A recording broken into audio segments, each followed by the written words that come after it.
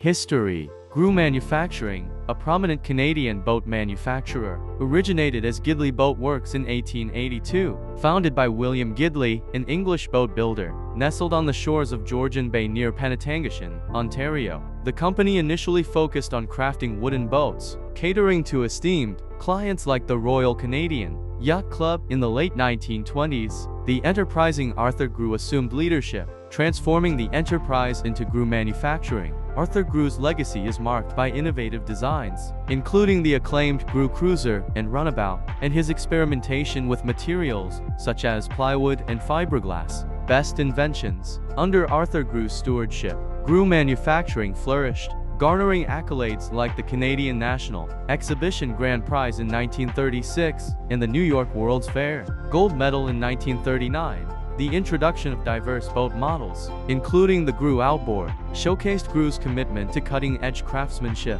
Arthur's son, John Grew, continued the tradition by expanding the product line to include Bowrider and Cuddy, cruisers with outboard and inboard motors, all crafted from fiberglass. The fall. Despite early success, Grew Manufacturing faced challenges in the 1980s when it changed ownership, increased competition, and economic downturns. Notably, the 2008 recession and exchange rate fluctuations strained the company's financial stability. In a tragic turn of events in February 2011, owner and president David Cameron, facing the company's mounting debts, shot and injured the sales manager before a fatal confrontation with the police. David Cameron's death marked a dark chapter in Grew Manufacturing's history. Attempts by the family to sell the business were unsuccessful, leading to the company's closure in 2011.